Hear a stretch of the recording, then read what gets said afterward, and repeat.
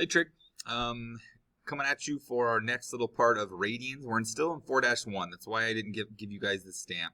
I didn't want to put everything 4-1 into one huge Nearpod and note, so I'm kind of breaking it up into pieces, and then you'll show me all the pieces to get that stamp at the end, get that 5 points. So from the first one, from our first little experience, we learned there are 2 pi radians in a circle. Radians are just a different way to measure angles.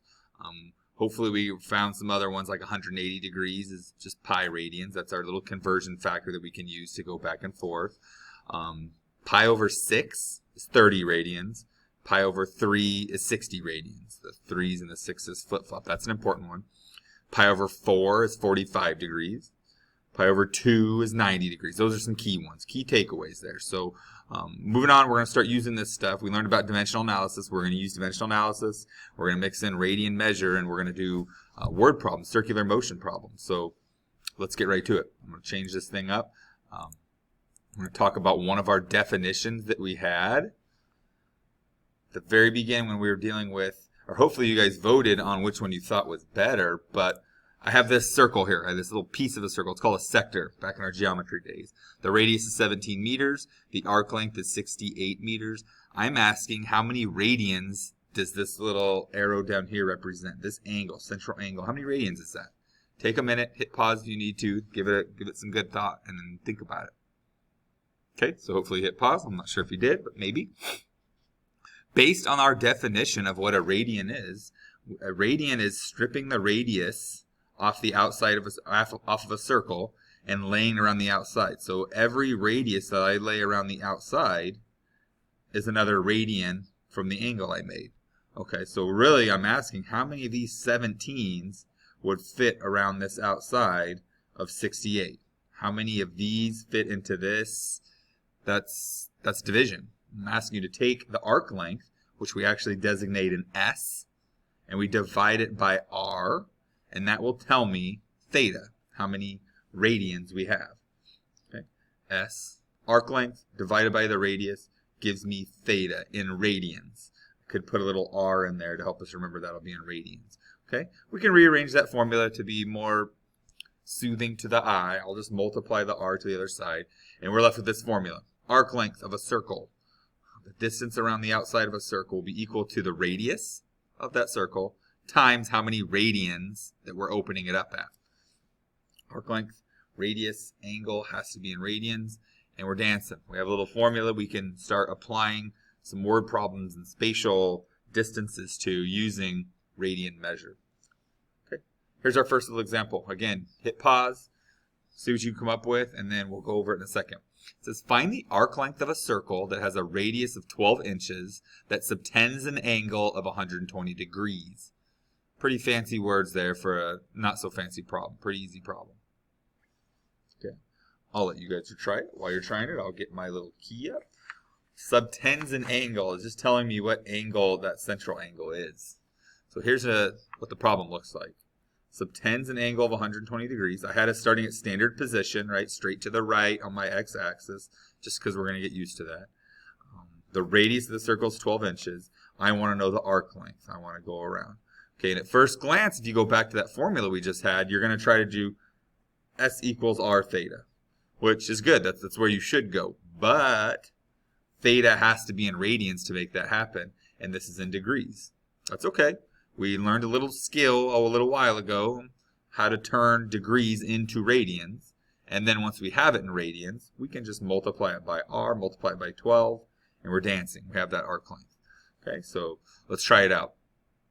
I need to turn 120 degrees into radians, so I'm going to need a little conversion factor. The conversion factor we like to use is at 180 degrees on bottom. Degrees on top here, degrees on bottom here, 180 degrees is pi radians. And we'll put a little R to remind us, but radians don't really have a unit. You won't see an R next to them. Okay, now we can just multiply that all out, clean it up. I mean, it's a fraction. I have degrees canceling with degrees. I can divide by 10 and divide by 10. I can divide by 6 and I can divide by 6. So 120 degrees, it's a pretty famous one, not as famous as the other one, but is 2 pi over 3 radians. 2 pi over 3. So now we have theta. Okay. Theta goes here. The radius of 12 goes here. We multiply those together, and we have our answer. Okay. Here's going through it all. Same steps. Here's a converting 120 to radians. S equals R theta. I could clean all that up. 24 over 3, 8 with the pi, 8 pi. Jam 8 pi in my calculator. About 25.1 inches around the outside. If I asked for an exact answer, you would leave it like this. Most of the time, though, word problems and things, if you're going to go to Home Depot and you need to find something, a certain amount of rope to tie something with, you're not going to say, I need 8 pi inches. Okay, you're going to jam it in your calculator and give an estimate, about 25. And make sure you have 26. Make sure you have enough. Okay, let's move on to the next one. Okay, the next topic we're going to talk about are like rate problems, how fast something is happening. But we have two different types of rates. We have what's called a linear speed, and we have an angular speed. Okay, linear speed is exactly what it sounds like a straight line distance, not always a straight line, but a distance traveled. So for us, any kind of speed is going to be how far we traveled divided by how long it took. Like miles per hour is how far you travel, how many miles in 1 hour. So it'll be a distance over time. That's a good one, okay? Then we come over here and we have this thing called omega. It's a Greek letter. Omega is going to be theta over t. How many degrees did you go around? How many radians did you go around in a specific amount of time? So we have this angular speed, and angular meaning angle. How fast is your angle changing? Versus linear speed, how fast is your distance changing? They're connected, but they're not the same. And I'll show you guys some examples of that here in a second. So here's an example of that idea of linear speed and angular speed. I found this little ladybug applet that's pretty good. I like to think of it as like a carousel, and me and my daughter are on it, and she is like sitting on the outside of me. So here's me, I'm the green bug, and my daughter is the ladybug bug. As we move around, and I'll hit play here, as we move around, she's always right next to me.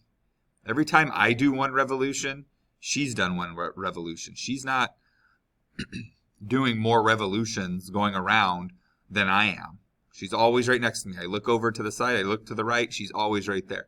But she's actually moving faster. Her linear speed is faster. She has to travel in a bigger circle in the same amount of time that I do, because we're going in the same revolutions, but I have a smaller circle. So she has to cover more distance than I do in the same amount of time, then she's going faster.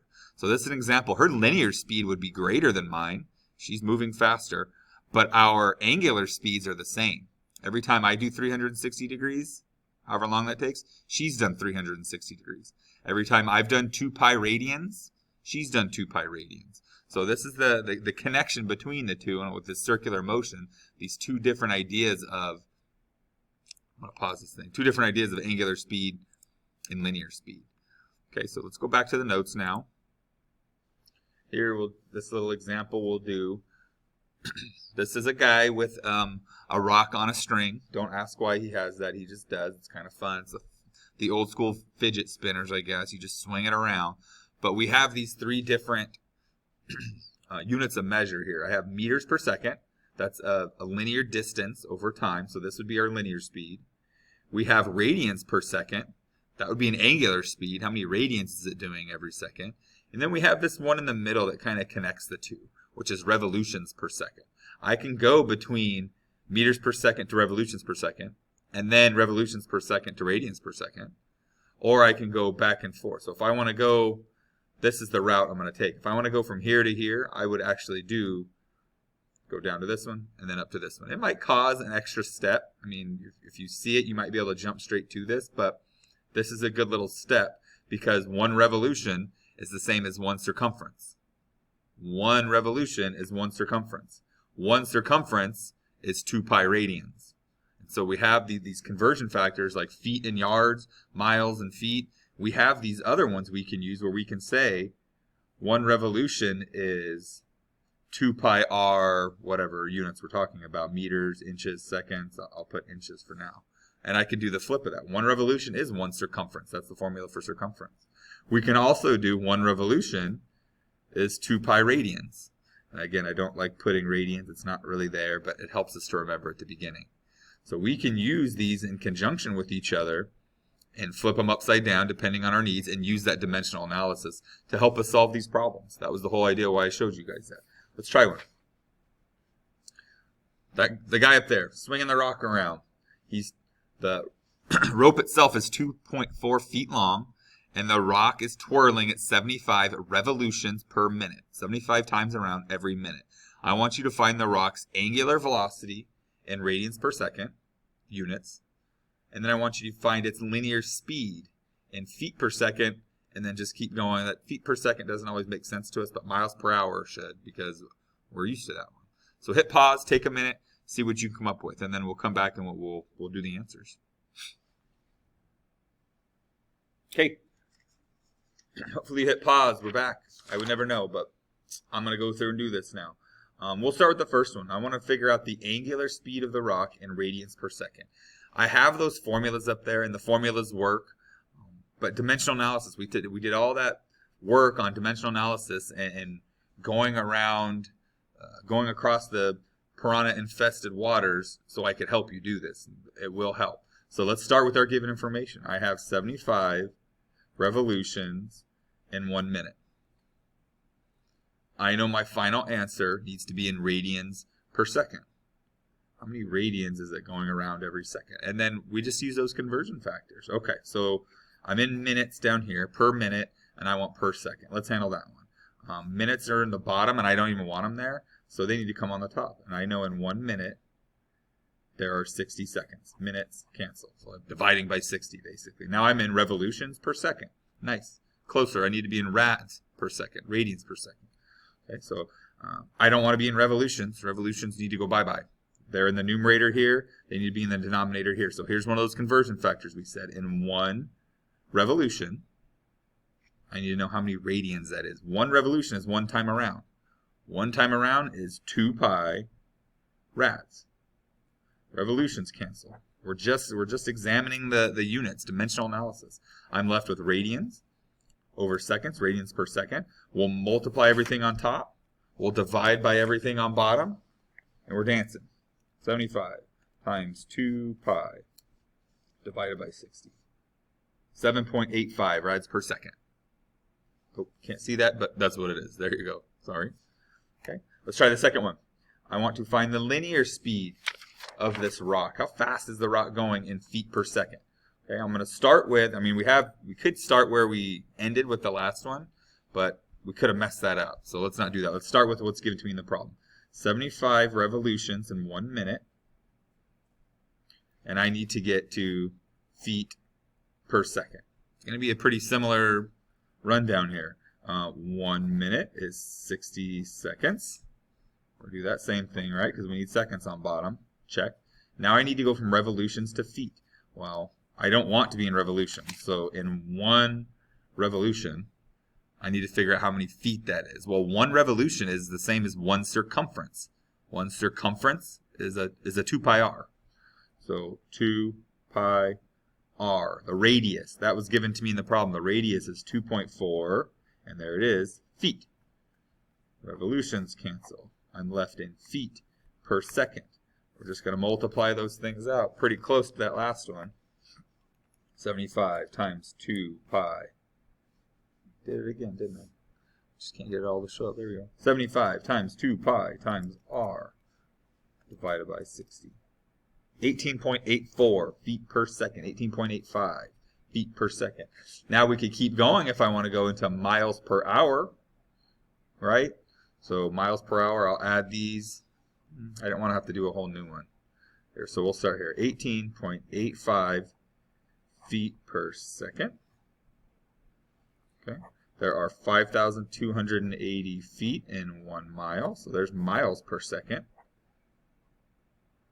But we want hours. And there are 3,600 seconds in 1 hour. You could have done 60 twice. 60 to get to minutes, 60 to get to hours, seconds. Now we multiply those things. 18.85 times 3,600 divided by 5,280 in the rock is going 12.85 miles per hour. There's the answers. Check them out. Okay. Keep going. If you need to take a break, take a break. Persevere. Let's get through this. This is some longer notes, but this is what we were doing in class today.